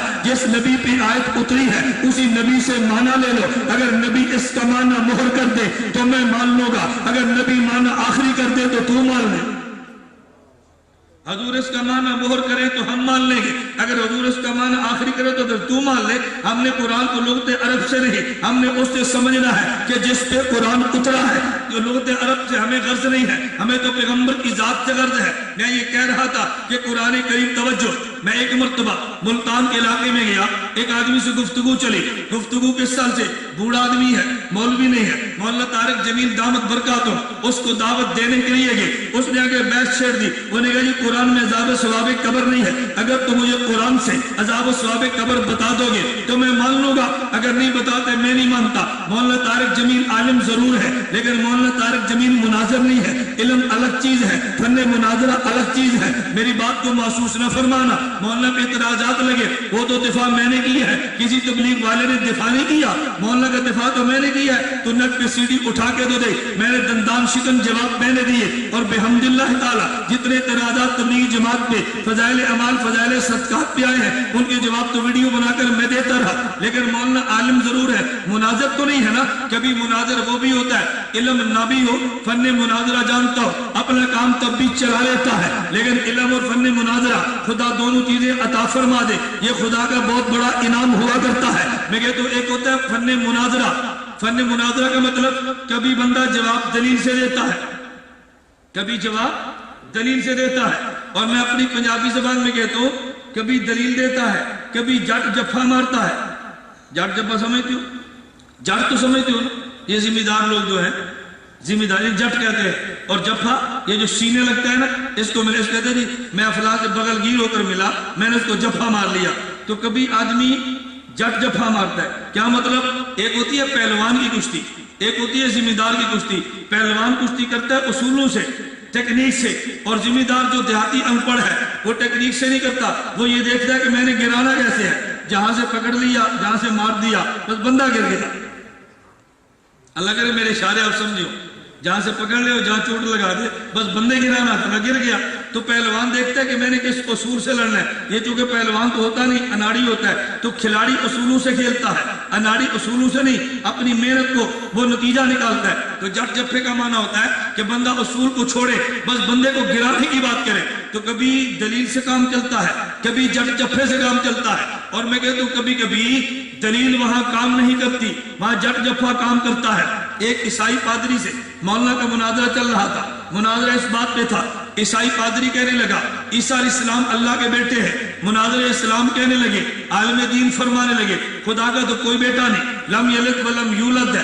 دلائل چلتے رہے، 2 گھنٹے کی بحث ہوئی. ایک ذمہ دار وہاں سے ان پڑھ اٹھا، انہوں نے کہا مولوی جی تو مجھے اجازت دو، اس سے ایک بات میں بھی کرتا ہوں. مولوی صاحب کہنے لگے یہ بڑا کھران قسم کا بے ایمان حرامی عیسائی ہے، یہ مجھ سے قابو نہیں آ رہا، تو کیسے قابو کرے گا؟ انہوں نے کہا تم نے 2 گھنٹے لگائے، ایک بات مجھے کرنے دو. لوگوں نے کہا مولوی صاحب کوئی بات نہیں، ایک بات اس کو بھی کہہ لینے دو. وہ ذمہ دار کھڑا ہوا، اس عیسائی پادری سے کہنے لگا عیسائی پادری یہ بتا خدا کی عمر کتنی ہے، یہ بتا خدا کی عمر کتنی ہے. عیسائی پادری کہتے وہ تو کروڑوں اربوں سال سے بھی زیادہ، اللہ تو ازل سے ہے، بہت لمبی عمر ہے. انہوں نے کہا یہ بتا خدا کی قدرت کتنی ہے، خدا کی قدرت کتنی ہے. انہوں نے کہا قدرت کا تو اندازہ ہی نہیں ہے، وہ تو زمین و آسمان، وہ تو عرش و فلک کا مالک ہے. انہوں نے کہا اچھا یہ بتا خدا کے بیٹے کتنے ہیں، خدا کے؟ انہوں نے کہا ایک. انہوں نے کہا عمر کتنی ہے، بہت لمبی. قدرت کتنی ہے، بہت زیادہ. طاقت کتنی ہے، بہت زیادہ. بیٹے کتنے ہیں، ایک. انہوں نے کہا پھر کھوتے دیا پترا مینو خدا من میرے 50 سال عمر ہے 10 پتر رہے. سمجھئے؟ انہوں نے کیا کہا کھوتے دیا پترا گدھے کے بچے، پھر مجھے خدا مان، اگر بیٹا ہونا کسی خدا کی صفت ہے تو پھر مجھے خدا مان، میری 50 سال عمر اور 10 بیٹے ہیں. یہ کیسا خدا ہے، اتنی طاقت، اتنی عمر اور ایک بیٹا؟ اب اس کا جواب عیسائی پادری کے پاس ہے. کیوں؟ یہ دلیل نہیں تھی، جٹ جفا تھا. یہ دلیل نہیں تھی، یہ کیا تھا؟ جٹ جفا. ایک غیر مقلد ہمارے پنجاب میں ایک بہت بڑے ذمہ دار ہیں، ان سے عشر وصول کرتے تھے. ہماری ان سے یاری لگ گئی، عشر ختم ہو گیا. جن سے ہماری یاری لگتے ہیں عشر ختم ہوتا ہے. میں بس اوقات ساتھیوں کو مشورہ دیتا ہوں کہ ہمارے پوسٹر کو لے لو، دکان پہ لگا لو. ساتھی ہماری بات سمجھتے نہیں ہیں. میں نے کہا میں پوسٹر بیچ رہا، میری بات مانو تو صحیح. سرگودا دکاندار ہمارے ہمسائے گاؤں میں ہے، اس کی دکان تھی. میں نے کہا میرے مدرسے کا غلہ لو اپنی دکان پہ رکھ دو. مجھے کہتے آپ بھی چندہ کرتے ہیں. میں نے کہا ضرورت ہو تو کرتے بھی ہیں، لیکن یہ تجھے میں نے چندے کے لیے نہیں دیا، وہاں میرا غلہ رکھ دو. اس نے خیر غلہ رکھ دیا. 2 ہفتے کے بعد مجھے ملنے کے لیے آیا. کہتے استاد جی بہت عجیب بات ہوئی. میں نے کہا کیا ہوا؟ کہتے ہر ہفتے ایک غیر مقلد آتا میری دکان پہ اپنا ہفتہ وار اخبار دیتا تھا. جب سے آپ کا غلہ ہے اس کو دیکھ کر چلا جاتا ہے, کبھی نہیں آتا. آپ آزما کر دیکھ لو, پوسٹر لٹکا دو, اگر کبھی آ جائے تو جو سزا چور کی ہو میری, لٹکا کر تو دیکھو نا. میں آپ پنجاب میں تو بیانات کرتے ہیں تو میں ساتھی سے کہتا ہوں بھئی ہمارا ایک تعویذ لے لو, یہ تعویذ دکان پہ لٹکا دو, کبھی تمہاری دکان پر خناس نہیں آئے گا. کبھی دکان پر خناس. دیکھو آپ تعویذ لیتے ہیں جن سے بچنے کے لیے, بھوت سے بچنے کے لیے, جو سے بچنے کے لیے. ہمارا تعویذ لے لو خناس سے بچنے کے لیے. پھر ساتھی باہر جا کر پوچھتے ہیں مولوی صاحب کا تعویذ کدھر ہے؟ انہوں نے کہا یہ پوسٹر پڑا ہوا ہے مکے مدینے والوں اہل حدیثوں کے شدید اختلاف. اسے کو تم کہتے ہو مدینے والے ہیں, یہ مولوی کہتے ہیں اختلاف ہے, اس کا جواب تو دو, دوبارہ تمہاری دکان پر انشاءاللہ کبھی نہیں آئے گا. ایک ہوتا ہے شیطان, ایک ہوتا ہے خناس. ایک ہوتا ہے شیطان اور ایک ہوتا ہے خناس. یہ میں ہر مجلس میں بات سمجھانے کی کوشش کرتا ہوں. شیطان کہے گا روزہ نہیں رکھنا, خناس کہے گا تو نے روزہ نہ رکھا تو لوگ کہ بہت بے ایمان ہے, روزہ نہیں رکھتا. روزہ رکھ لے لیکن سورج غروب ہونے سے 1 منٹ پہلے توڑ دے گا. اہل حدیث ایسے کرتے ہیں, ابھی اذان کا وقت نہیں ہوتا اذان دے دیتے ہیں. تو شیطان روزہ رکھنے نہیں دیتا اور خناس روزہ آخر تک جانے نہیں دیتا. شیطان کی مان لیتے چلو پیٹ بھر کے کھاتے تو صحیح نا. خناس کی مانی ہے دنیا میں بھوکے رہے آخرت کے اندر بھی جاننا ملی. شیطان کی مانتے روزہ نہ رکھتے بعد میں قضا کر لیتے. خناس کی مانی ہے 1 منٹ پہلے توڑا ہے اب 60 روزے کفارے میں رکھنے پڑے گے. تو شیطان کی سزا محنت خطرناک ہے, خناس کی خطرناک نہ. شیطان تمہیں کہے گا, شیطان کہے گا زنا کرو, خناس کہتا ہے نا زنا نہ کرنا. لوگ کہتے ہیں کتنا نیک آدمی ہے, اس کی داڑھی ہے اور یہ زنا کرتا ہے, یہ نہ کرنا. پھر کیا کروں, بیوی کو 3 طلاق دے کے پھر رکھ لو. تو یہ زنا ہے نکاح ہے؟ بولو ساری عمر کا زنا, اور ایسا زنا نکاح کہہ کے زنا جس میں تو کفر کا خطرہ. تو ایک محنت شیطان کی اور ایک محنت خناس کی ہے. خیر وہ اس کا میرا جانا شروع ہوا, غیر مقلد گیا. انہوں نے کہا میں تمہیں عشر نہیں دوں گا. کیوں؟ انہوں نے کہا مجھے مولانا گھمن صاحب نے کہا. اب غیر مقلد عشق طیبہ کا مجاہد الدعوہ کا کہنے لگا. انہوں نے کہا چلو عشر نہیں دیتے, ایک مسئلے پر مجھ سے بات کرو. انہوں نے کہا کس مسئلے پہ؟ انہوں نے کہا تم رفع دین جو نہیں کرتے. انہوں نے کہا نہیں کرتے. کہتے رفع دین پہ دلیل دو. وہ بوڑھا جو میری کیسٹیں سنتا تھا, میں اللہ کے ذات پہ بھروسہ کر کہتا ہوں آپ میری کیسٹیں سننے کا اہتمام ذرا کرو. سیڑھیاں دیکھ لو, تم ذاکر نائک کے سحر سے نجات پا جاؤ گے. جو ہماری سیڑھیاں دیکھتے ہیں نا وہ ذاکر نائک کو بھول جاتا ہے. ہمارے دلائل سنے نہیں ہیں, ذاکر نائک پہ فریفتہ ہوتے ہیں. اس نے کہا کہ میں دلیل کیوں دوں؟ انہوں نے کہا تم رفع دین جو نہیں کرتے دلیل دو. وہ بوڑھا ان پڑھ بابا جٹ جفا مارتے ہوئے کہنے لگا. اس نے کہا رفع دین جو کرتا ہے دلیل وہ دے گا, میں نہیں کرتا, میں دلیل کیوں دوں گا؟ جو نہیں کرتا دلیل اس کے ذمے نہیں ہے, جو کرتا ہے دلیل اس کے ذمے ہے. بغیر مقلد کہنے لگا 70 صحابہ سے رضی اللہ عنہم رفع دین کرنا ثابت ہے. 70 صحابہ سے ہم اس لیے کرتے ہیں. اس بابے نے پنجابی میں پوچھا صحابہ دی تعداد کتنی ہے؟ انہیں کہ 24,000. انہیں کہ 70 تیرے منے باقی میرے منے. یہ پشتو سمجھ گئے؟ انہوں نے کہا صحابہ کی تعداد کتنی ہے؟ کہ 1,24,000. اس نے کہا 70 تیری طرف باقی میری طرف. تو جہاں یہ جائیں گے وہاں میں بھی چلا جاؤں گا. اب دیکھو دلیل نہیں جٹ جفا تھا نا, لیکن اس سے جواب کوئی نہیں بن پڑا. کبھی دلیل کام دیتی ہے, کبھی جٹ جفا کام دیتا ہے. میں خیر بتا یہ رہا تھا توجہ, مولانا عالم ضرور ہے لیکن مناظر نہیں ہے. عالم ہونا اور بات ہے, مناظر ہونا اور بات ہے. میں اس بابے کے یہاں چلا گیا, مجھے وہاں کے سادہ لے کر گئے, وہاں بات چل پڑی. مجھے بابا کہنے لگا عذاب و ثواب قبر نہیں مانتا. میں نے کیوں نہیں مانتا؟ کہتا ہے قرآن میں نہیں ہے. میں نے کہا قرآن میں موجود ہو تو مان لے گا. مجھے کہتا ہے جی مان لوں گا. میں نے کہا قرآن کریم میں ہے یثبت اللہ الذین آمنوا بالقول الثابت فی الحیات الدنیا وفی الآخرہ. اللہ فرماتے ہیں میں اہل ایمان کو کلمہ لا الہ الا اللہ محمد رسول اللہ کی وجہ سے دنیا میں بھی ثابت قدم رکھتا ہوں, قبر میں بھی ثابت قدم رکھوں گا. مجھے اس نے کہا آپ نے غلط ترجمہ کیا. میں نے کہا کیوں؟ کہتے ہیں آخرت کا لفظ ہے, یا تو قبر کا لفظ ہی نہیں ہے, آپ نے قبر ترجمہ کیسے کر دیا؟ میں نے کہا آخرت کسے کہتے ہیں؟ کہتے ہیں موت کے بعد آخرت ہے. میں نے کہا کب تک؟ کہتے ہیں حشر تک یہ آخرت, اس کے بعد آخرت ہے. میں نے کہا لفظ تجھ پہ نازل ہوا. کہتے ہیں نہیں. میں نے کہا کس پہ نازل ہوا؟ میرے اوپر. کہتے ہیں نہیں. میں نے کہا یہ آخرت کا لفظ کس پہ نازل ہوا؟ کہتے ہیں اللہ کے نبی پہ. تو میں نے کہا جس نبی پہ اترا ہے اس نبی سے معنی پوچھ لیتے ہیں. اگر نبی یہاں پہ کا معنی قبر کرے تو بات میری ٹھیک ہے، اگر آخرہ کا معنی یہاں نبی حشر کرے تو بات تیری ٹھیک ہے۔ مجھے کہتا جی کیوں؟ میں نے کہا جب اترا لفظ نبی پہ ہے تو معنی نبی سے پوچھیں گے۔ میں نے کہا مثال دے تو بابا جی مجھے بتا امن کا معنی کیا ہے؟ کہتا جی امن کا معنی ماں ہے۔ میں نے کہا میں قرآن کی آیت پڑھتا ہوں، امن کا معنی ماں کر کے دکھا۔ کہتا جی کہاں پر؟ میں نے کہا قرآن کریم میں ہے فَأَمَّا مَنْ ثَقُلَتْ مَوَازِينُهُ فَهُوَ فِي عِيشَةٍ رَاضِيَةٍ وَأَمَّا مَنْ خَفَّتْ مَوَازِينُهُ فَأُمُّهُ هَاوِيَةٌ، جس کے گناہ زیادہ ہے اس کی ماں کا نام ہاویہ ہے۔ مجھے کہتے ہیں نہیں یہاں تو امن کا معنی ٹھکانہ ہے، اس کی ماں اس کا ٹھکانہ جہنم ہے۔ تو میں نے کہا تو کہتے امن کا معنی ماں ہے، ابھی تو نے امن کا معنی ٹھکانہ کیا تو پتا چلا ہمیشہ امن کا معنی ماں نہیں ہوتا۔ میں نے کہا تو نے ٹھکانہ کیا، میں قرآن کی آیت پڑھتا ہوں لفظ امن ہوگا اور معنی ٹھکانہ بھی نہیں ہوگا۔ کہتے ہیں کون سی آیت ہے؟ میں نے کہا قرآن کریم میں ہے وَالَّذِي أَنزَلَ عَلَيْكَ الْكِتَابَ مِنْهُ آيَاتٌ مُحْكَمَاتٌ هُنَّ أُمُّ الْكِتَابِ۔ قرآن کریم کہتا ہے تو اس کا معنی ٹھکانہ کر۔ کہتے ہیں اس کا معنی یہ ہے اصل اور بنیاد یہ ہے۔ تو میں نے کہا پتا چلا کبھی امن کا معنی ماں ہے ام صدیقہ، کبھی امن کا معنی ٹھکانہ ہے امہ حاویہ، کبھی امن کا معنی اصل ہے ہن ام الکتاب۔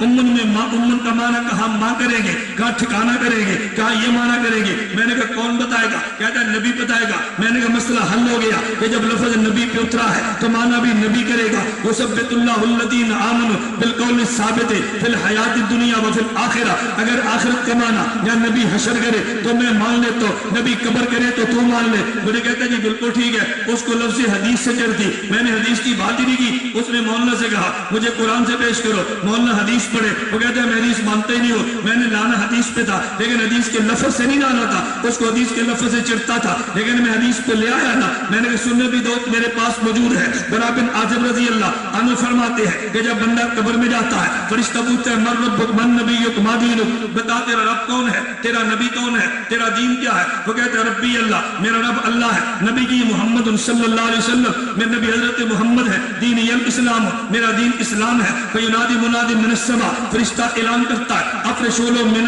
الجنت، جنت کا بچھونا دو، البسوا من الجنہ، جنت کا لباس دے دو، وفتحوا الباب الى الجنہ، جنت کے دروازہ کھول دو، فیاتی من طیبہا وروحہا، جنت کی خوشبو ہوا اس کی جگہ پہ پہنچتی ہے۔ اللہ کے نبی نے فرمایا اور اگر پھر فرشتہ کہتے ہیں نم کنومت العروس، نم کنومت العروس، یہ سن ابی داؤد میں نہیں ہے لیکن دیگر روایات میں ہے کہ نم کنومت العروس، آج پہلی رات کی دلہن کی طرح سو جا، پہلی رات کی دلہن کی طرح۔ مجھے بیان کیا ایک مسئلہ میں پڑھا رہا تھا، طالب علم کی چٹ آئی پہلی رات دلہن سوتی بھی ہے، حدیث میں کیا نم کنومت پہلی رات کی دلہن کی طرح سو جا، تو چٹ آئی کیا پہلی رات دلہن سوتی بھی ہے؟ میں نے کہا سوتی ہے اپنا کام مکمل کر کے۔ میں ہنسانے کے لیے بات نہیں کرتا، میں تو لطیفہ کو مولوی نہیں ہوں۔ آپ میرے سینکڑوں بیان سن لیں، میرے بیان میں آپ کو لطیفے نہیں تو بیہودہ لطیفے تو بہت بات کی بات۔ میں نے کہا دلہن سوتی ہے مگر اپنا کام مکمل کر کے۔ توجہ، فرشتے نے پوچھا من ربک من نبیک ما دینک، جب کام مکمل ہو گیا نم، اب سو، نہیں سمجھے؟ جیسے کام مکمل ہوا وہ سو گئی، اب کار مکمل ہے اب تو سو جا۔ توجہ، میں علماء کے لیے بات کہتا ہوں، توجہ رکھنا میری بات پہ۔ حضور یہ بھی فرما سکتے تھے نم سو جا، یہ کیوں فرمایا کنومت العروس سے دلہن کی طرح سو جا؟ یہ نبی نے اس کی نیند کو دلہن سے تشبیہ کیوں دی ہے؟ توجہ رکھنا، میرے نقطے پہ غور کرنا۔ حضور نے دلہن کے سونے سے تشبیہ کیوں دی ہے؟ ایک خاندان کی عورت کو تیرا دل کرتا ہے دیکھے، تو نہیں دیکھ سکتا، دل کرتا ہے میں بات کروں، نہیں بات کر سکتا، دل کرتا ہے میسج کروں، نہیں کر سکتا، دل کرتا ہے میں خط لکھوں، نہیں لکھ سکتا۔ توجہ رکھنا، تو معاشرے سے بھی ڈرتا ہے اور تو اللہ سے بھی ڈرتا ہے، میری دلیل پہ غور رکھنا، خدا سے بھی ڈرتا ہے اور معاشرے سے بھی ڈرتا ہے، لیکن وہی دلہن کلمہ نکاح کے ساتھ وہی لڑکی جس کو دیکھنے سے ڈرتا ہے، جس کو بات لکھنے سے ڈرتا ہے، میسج کرنے سے ڈرتا ہے، ٹیلی فون کرنے سے ڈرتا ہے، میں پکڑا جاؤں گا، معاشرہ مارے گا، نہ بھی پکڑا گیا خدا مارے گا۔ اگر وہ کلمہ نکاح کے ساتھ آ جائے تو جس کو دیکھنے سے ڈرتا تھا وہ تیری بغل میں ہے، تجھے کوئی ڈر نہیں ہے۔ قبر کی ظلمت سے تو ڈرتا تھا، قبر کے کیڑوں سے تو ڈرتا تھا، قبر کی خلوت سے تو ڈرتا تھا، صحیح کلمہ لا الہ الا اللہ سے آ جا، جس طرح وہ کلمہ نکاح سے آ جائے اس سے ڈر نہیں ہے، کلمہ لا الہ سے آ جا تجھے ڈر نہیں۔ نم کنومت العروس سے یہ مطلب ہے دلہن کی طرح سو جا کہ جس کو دیکھنے سے ڈرتا تھا صحیح کلمے سے آئی ہے اس کو بھی ڈر نہیں ہے، صحیح کلمے سے جا تجھے بھی ڈر نہیں۔ وجہ تشبیہ سمجھ آئی؟ اب آپ مجھے پوچھے کس کتاب میں ہے، میں کہوں گا اکابر کے صدقے میں، اکابر کی پاؤں کی جوتیوں میں۔ یہ میں تمہیں کیسے سمجھاؤں؟ میں طلبہ تخصص کو بار بار کہتا ہوں، جو میرے یہاں طلبہ آتے ہیں نا وہ بڑی بڑی کتابوں کا مطالعہ کرتے ہیں۔ میں نے کہا تم بڑی کتابوں کا مطالعہ کرو، میرے کمرے میں خطبات حکیم الامت پڑھی ہے۔ طلبہ کہتے ہیں کیوں؟ میں کہتا ہوں جو کچھ ان بڑی کتابوں میں ہے ان کا خلاصہ میرے مشائخ کی کتب میں موجود ہے، تم پڑھ کے تو دیکھو۔ حکیم الامت تھانوی سے کو پوچھتا کس کتاب کا مطالعہ کرتا ہے؟ تھانوی فرماتے میں کتب بینی کم کرتا ہوں، کتب بینی زیادہ کرتا ہوں۔ نہیں سمجھ؟ کتب کاف کتاب والا، کتابیں کم پڑھتا ہوں اور اکابر اور اختاب کو زیادہ دیکھتا ہوں۔ میں طلبہ سے کہتا ہوں کہ علم بہت حاصل کرو لیکن اکابر سے جڑ کے چلو، اکابر سے اختلاف کبھی نہ کرنا، دنیا میں ذلیل ہوگے موت کے بعد بھی ذلیل ہوگے۔ اپنے مشائخ کی پگڑیاں اچھالنا چھوڑ دو، دو لفظ بولنے کا راج ہے، دو کتابوں کا مطالعہ ہو جائے، سب سے پہلا حملہ اپنے بزرگوں پہ شروع کریں گے۔ اور بدبخت آدمی دنیا میں رافضی موجود ہے، مرزائی موجود ہے، منکرین حدیث موجود ہے، کتنے فتنے موجود ہیں، تیری زبان ان کے خلاف نہیں چلتی، جب بھی چلی اپنے خلاف چلی ہے۔ من عادى لي وليا فقد آذنته بالحرب۔ اللہ سے ڈرو۔ خیر میں عرض کر رہا تھا، بات بہت لمبی ہوگی۔ نبی نمائندہ خدا ہے، بات ہے ذہن میں، بولو نا، نبی نمائندہ ہے۔ اگر خدا کے الفاظ چاہیے تو بھی نبی سے، الفاظ کا معنی چاہیے تو بھی نبی سے۔ آج جھگڑا ہی ہے، ادھر قادیان والے نے کہا لفظ نبی سے، معنی قادیان کا۔ غلام احمد پرویز کہتا ہے لفظ مدینے والے سے لیں گے، معنی لاہور سے لیں گے۔ ذاکر نائک کہتا ہے لفظ مدینے سے لیں گے، معنی بمبئی سے لیں گے۔ دیوبند والے کہتے ہیں لفظ بھی مدینے والے سے لیں گے اور معنی بھی مدینے والے سے لیں گے۔ اللہ مجھے اور آپ کو دیوبندیت کو سمجھنے کی توفیق عطا فرمائے اور اکابر کے نقش قدم پر چلنے کی توفیق عطا فرمائے۔ وآخر دعوانا ان الحمدللہ رب العالمین۔ میں نے ایک موضوع بڑی مختصر سی بات کی ہے، اللہ توفیق دے دے پھر صحیح۔ تو میں دیکھو کتنی سردی لگ رہی ہے، ہمیں کوئی سردی آپ کو نظر آ رہی؟ دیکھو میں صبح سے ایسے پھر رہا ہوں، یہ نہیں کہ مجھے بیان نے گرم کیا، ہم ویسے ہی گرم ہیں۔ دیکھ لو کہ آپ نے گرمی محسوس کی ہو، کوئی تصنع ہو، کوئی تکلف ہو، کوئی بناوٹ، کچھ بھی نہیں ہے۔ اللہ کا بڑا شکر ہے۔ میرا کل جامعہ نعمانیہ بڑا بیر صبح بیان تھا، ایک طالب علم ایسے اٹھا چادر لے کر آیا بڑے شوق سے دینے کے لیے۔ میں نے کہا میرے پاس 2 انگیٹھیاں، مجھے سردی نہیں لگتی۔ وہ نہیں سمجھا، استاد سمجھ، مولوی بھی نہیں سمجھے، تم بھی نہیں سمجھے۔ میں نے کہا میرے پاس 2 انگیٹھیاں، آپ تو سمجھ گئے مفتی صاحب۔ چلیں سنیں یار، ڈاکٹر ذاکر نائک کے بارے میں کچھ تفصیل سے بما دلائل و جوابات بات ہو جائے۔ میں نے بات عرض کر دی ہے کہ ذاکر نائک قرآن کا معنی خود کرتا ہے اور نہایت غلط کرتا ہے، مسئلے خود بتاتا ہے، نہایت غلط بتاتا ہے۔ ذاکر نائک یہ بات کہتا ہے کہ صدیق حضرت عمر بن خطاب رضی اللہ تعالی عنہ نے 3 طلاق کے 1 ہونے کا فتویٰ، حضرت عمر بن خطاب نے 3 طلاق کے 3 ہونے کا فتویٰ دیا تھا۔ ہم عمر بن خطاب کی تحقیقات کو احادیث کی روشنی میں دیکھیں گے، اگر ٹھیک ہوئی تو مان لیں گے، نہ ٹھیک ہوئی تو نہیں مانیں گے۔ میں نے کہا جس حضرت عمر کو نبی نے معیار حق بنایا، اس کو تم چیک کرو گے، یہی جرم مودودی کا ہے۔ وہ صحابہ کو معیار حق نہیں مانتے اور یہ بدبخت خلیفہ راشد کو معیار حق نہیں مانتے۔ یہ چھوٹا جرم ہے، نہیں سمجھے؟ یہ چھوٹا جرم ہے کہ عمر کو میں چیک کروں گا جن کے بارے میں نبی کا فیصلہ کیا ہے، ان اللہ جعل الحق علی لسان عمر و قلبہ۔ عمر دیکھتے بھی، سوچتے بھی ٹھیک ہے، عمر بولتے بھی ٹھیک ہے۔ ذاکر نے کہتا ہے میں چیک کروں گا کہ ٹھیک بولے ہیں یا نہیں بولے۔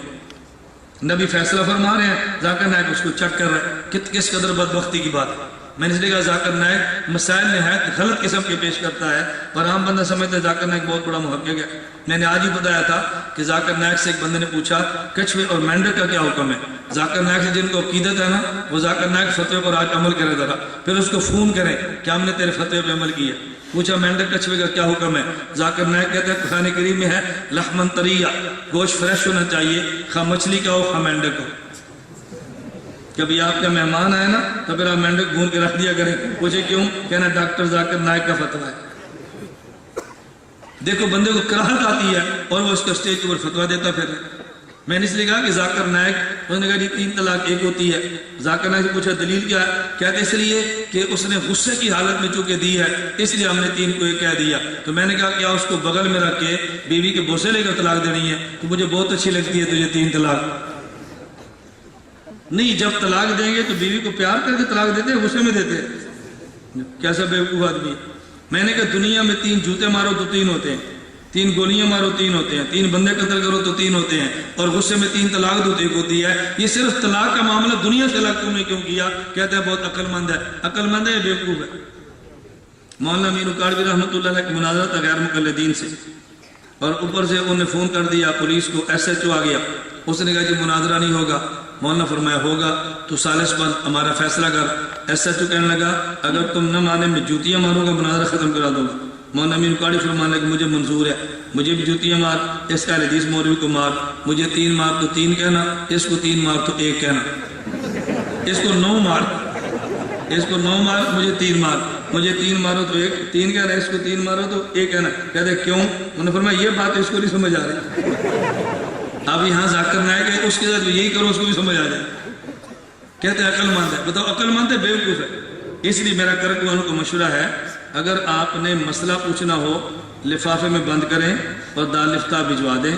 یہاں کرک میں کسی مدرسے میں یا کون دارالفتہ مجھے نہیں پتا، یہاں بھجوا دیں، اور جب آپ نے پیشاب پخانہ چیک کرنا ہو اس کو تھیلی میں ڈالیں اور بمبئی بھجوا دیں، کیونکہ ذاکر نائک مفتی نہیں ہے، MBBS ڈاکٹر ہے، PhD ڈاکٹر نہیں ہے، MBBS ڈاکٹر ہے۔ MBBS ڈاکٹر کے ذمہ کیا ہے؟ مثانے چیک کرنا، پیٹ چیک کرنا، نبض چیک کرنا، کوئی اور چیک کرنا اس قسم میں۔ تو جو اس کے ذمہ اس سے چیک کراؤ، جو مولوی کے ذمہ ہم سے چیک کراؤ، مسئلہ ہمیں چیک کراؤ، پیشاب خانے سے چیک کراؤ، ہمارا کام ہم سے لو، اس کا کام اس سے لو، ڈاکٹر ذاکر نائک ٹھیک ہو جائے گا، وہ خود مریض ہے بیچارہ تو ٹھیک ہو جائے گا انشاءاللہ۔ مولانا فضل الرحمان اور تمام سیاسی علماء کو علماء سو کہنے والے کا حکم کیا ہے؟ حکم اور سے نہ پوچھا کریں، ہم جمعیت کے حضرات کو اپنا قائد سمجھتے ہیں، اور خدا گواہ ہے میری دیکھیں بات ویڈیو پر ریکارڈ ہو رہی ہے، اور چند دیر بعد اس سے نیٹ پہ چڑھ کے پوری دنیا میں چلے جانا۔ یہ جو بیان یہاں ہو رہا ہے نا، اس بیان نے پوری دنیا میں چلے جانا، یہاں کرک میں نہیں رہنا۔ ہمارا میڈیا، آپ احنافmedia.com ذرا نیٹ پہ جا کے دیکھیں، پھر اندازہ کو ہمارا میڈیا سروس کتنا تیز ہے۔ الحمدللہ میں کہتا ہوں جمعیت علماء اسلام ہم سب دینی اور سیاسی دیوبندی جماعتوں کے لیے ماں کی حیثیت رکھتی ہے۔ جمعیت کو میں اپنی بات کہتا ہوں، میں جمعیت کو یوں سمجھتا ہوں کہ جیسے عام جماعتوں کے لیے ماں کی حیثیت ہوتی ہے۔ ہمیں جمعیت کو اس وقت یاد آتی ہے جب مشکل میں پھنستے ہیں، جب پھنستے ہیں جمعیت یاد آتی ہے، ہمارے پنجاب میں بھی، آپ میں بھی۔ اب میں ساری مثالیں دوں گا تو بعض یہاں جیالے بیٹھے ہوں گے، وہ غلط میسیج نقل کر دیں گے کہ مولانا نے یہ بات کی ہے، جب بھی ضرورت پڑی ہے۔ گزشتہ سال ربیع الاول میں فیصل آباد بہت بڑا حملہ ہوا، مولانا ضیاء القاسمی رحمۃ اللہ علیہ کی لائبریری کو جلایا، گھر کو جلایا، قبر کو جوتے مارے، سب کچھ ہوا۔ مولانا زید محمود مولانا قاسمی کے بیٹے پہ پرچہ ہوا، وہ جیل میں چلے گئے۔ اب کون کام آئے؟ مولانا فضل الرحمان۔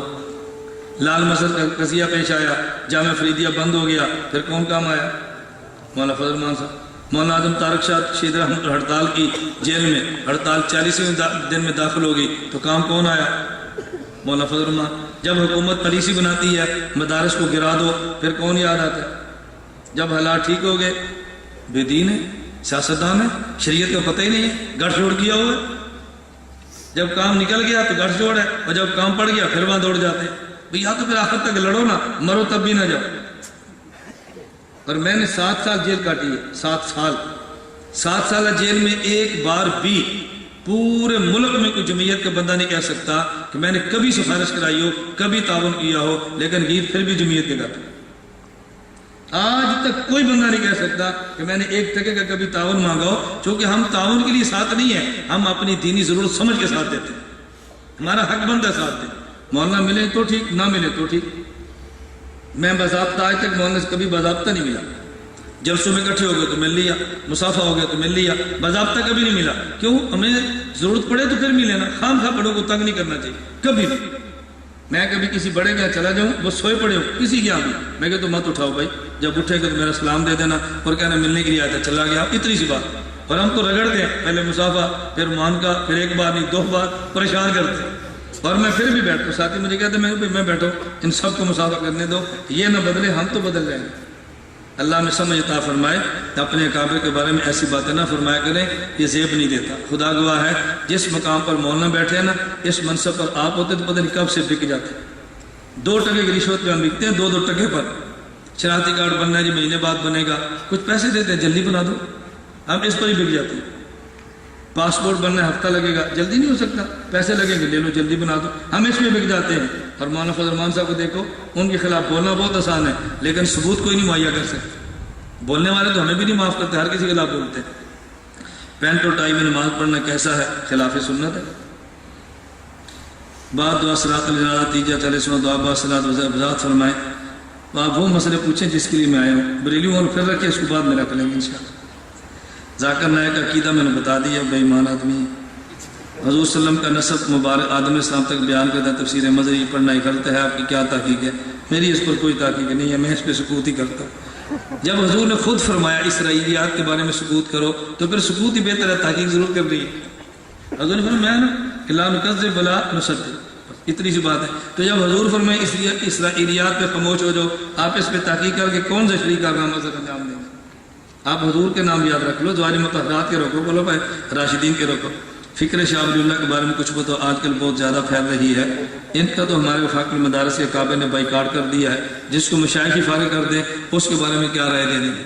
2 کتابیں اس پہ پڑھیں، ایک عمر فاروق مصنف ہے، جامع ترشید سے چھپی ہے ان کے بارے میں، اور ایک مولانا سرفراز خان صفدر رحمۃ اللہ کے بیٹے عبداللہ خان بشیر صاحب لکھی ہے، دونوں کا مطالعہ فرمائے۔ مودودی کے بارے میں تھوڑا تفسیر فرمائے، تفسیر بھی اور تھوڑی بھی یہ 2 باتیں جمع نہیں ہوتی، تھوڑے کو جمال کہتے ہیں تفسیر۔ میں نے تو آپ سے کہہ دیا کہ مودودی ملحد اور بے دین آدمی تھا، اس سے بچنا بہت ضروری ہے۔ مودودی اتنا بڑا جاہل تھا، اس کو بسم اللہ الرحمن الرحیم کی تفسیر کرنا بھی نہیں آتی۔ اگر کوئی بندہ یا ایسا بیٹھا ہو جس کے گھر میں تفہیم القرآن موجود ہو، وہ جا کر دیکھے۔ مودودی صاحب نے بسم اللہ کی تفسیر کی ہے، بسم اللہ الرحمن الرحیم، کہتے ہیں الرحمن کا معنی بہت رحم کرنے والا، الرحیم کا کوئی معنی نہیں ہے، صرف رحمان میں مبالغہ پیدا کرنے کے لیے اللہ نے ذکر فرمایا۔ اور یہ الرحمن رحیم ایسے ہی ہے جیسے ہم کہتے ہیں لمبا تڑنگا، ہنسو مت، جیسے کیا کہتے ہیں لمبا، کہتے ہیں تڑنگا کا معنی نہیں ہے، لیکن لمبائی کی لمبائی میں مبالغہ بیان کرنے کے لیے تڑنگا کہتے ہیں۔ کالا شاہ کہتے ہیں شاہ کا معنی نہیں ہے، لیکن کالے کی سیاہی میں مبالغہ پیدا کرنے کے لیے ساتھ شاہ کہتے ہیں۔ کہتے ہیں اس رحیم کا معنی نہیں ہے، الرحمن کے رحمانیت میں مبالغہ بیان کر رحیم لائے ہیں، یہ مودودی کا علم ہے۔ اور ہمارے قابل کیا کہتے ہیں؟ بسم اللہ الرحیم، بے حد مہربان نہایت رحم والا ہے۔ کیا کہتے ہیں؟ بے حد نہایت رحم والا ہے۔ بے حد کا معنی اور ہے، نہایت کا معنی اور ہے۔ بے حد کا معنی اور ہے، نہایت کا معنی اور ہے۔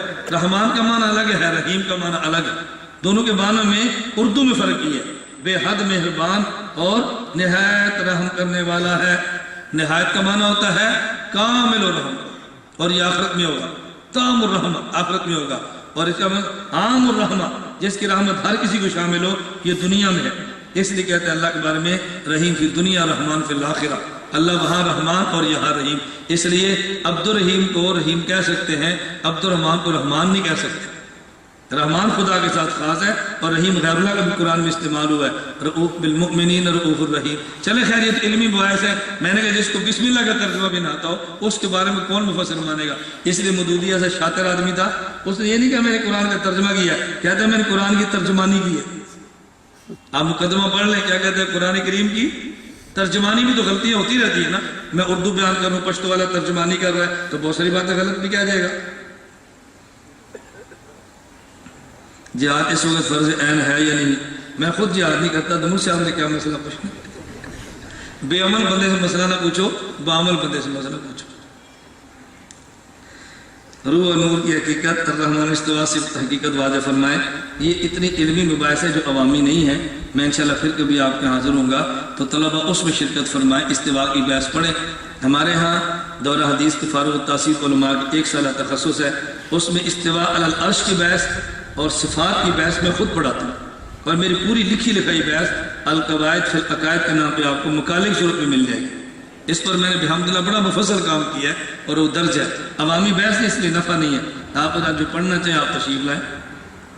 امام ابو حنیفہ رحمۃ اللہ علیہ غلام ہے، ہم ایک کی تقلید کیوں کرتے ہیں؟ امام ابو حنیفہ رحمۃ اللہ غلام ہے تو ہم ایک غلام کی تقلید کیوں کرتے ہیں؟ امام ابو حنیفہ کس نے کہا تمہیں غلام ہے؟ آزاد ماں کا آزاد بیٹا ہے، غلام تو تم ہو، انگریزوں نے تمہیں نام اہل حدیث دیا ہے، غلاموں امام کو غلام کیوں کہتے ہو؟ میری ایک کتاب آپ دیکھ لیں، فرقہ اہل حدیث پاک و ہند کا تحقیقی جائزہ، صرف ایک کتاب واحد پڑھی ہے، آپ ایک کتاب سے اندازہ کریں گے، اور بحمدللہ تعالیٰ اتنی جامع کتاب ہے، اس سے زیادہ جامع غیر مقلدیت کی معلومات آپ کو کہیں نہیں ملیں۔ میں نے اس کتاب کے آخر میں 325 کتاب کی فہرست دی ہے جو ہمارے کعبے کے خلاف لکھی۔ فرقہ بریلیت پاک و ہند کا تحقیقی جائزہ، وہ کتاب بھی آ گئی ہے، اور اس کے آخر میں پوری فہرست دی ہے ہمارے اکابر میں کن کن نے علمی کام بریلیت کے خلاف کیا۔ یہ تو خود غلام ہے۔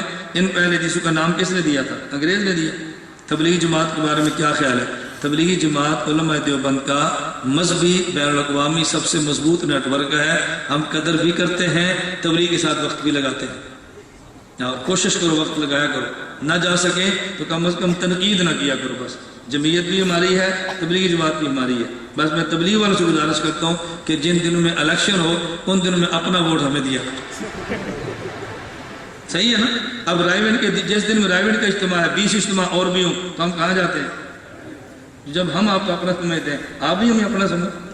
تھوڑی سی شفقت فرماؤ، کچھ کمی بیشی ہو جاتی ہے لیکن اس میں دیانتداری سے کام لو، اور سچی بات ہے کہ علماء کا اسمبلی میں جانا بہت ضروری ہے، اس پر شفقت فرماؤ، کچھ کمیاں کوتاہیاں درگزر کیا کرو۔ امام تو بہت عبداللہ مبارک فرمائے، صرف یہ 4 خاص کیوں ہیں؟ یہ چاروں کی فقہ اللہ کو پسند کہ اللہ نے چلا دی ہے۔ کوئی کام کی چٹ لکھو جو بڑی علمی ہو، تکمیل، تمکین، تدویر، تطہیر کا معنی بیان کرو، رہ گیا پھر کبھی دوبارہ سے یہ نکالا۔ میں نے کہا دین مکمل حضور نے فرمایا، اور دین کو جگہ صحابہ نے دی ہے، دین کو لکھا ابو حنیفہ رحمۃ اللہ علیہ نے، اور دین میں جو فتنے آئے ان سے دین کو پاک علماء دیوبند نے کیا۔ قادیانیوں کے بارے میں میرے رشتہ دار ہیں، قادیان سے رشتہ داری کرنا بہت بڑا جرم ہے۔ قادیانیوں کو تو ہم بھی کافر کہتے ہیں، پاکستان کی اسمبلی میں بھی کافر کہہ دیا ہے، ان کے خلاف تو کام کھل کے کرنا چاہیے۔ اللہ ہم سب کو دین کی محنت کے لیے قبول فرمائے۔ دعا سے فارغ ہونے کے بعد میں آپ سے گزارش کروں گا، ہمارا لٹریچر سیڈیاں پوسٹر باہر موجود ہیں، جو حضرات لینا چاہیں وہاں سے لے لیں۔ درجہ خامسہ اول نمبر ظفر اللہ شاہ زمین خان بلند خیل ٹھل، دوم نمبر محمد سعد رشیدین سروڈاگ، سوم نمبر میر عباس خان نواز خان، درجہ رابعہ اول طارق عثمان سپین بادشاہ فقیر آباد کا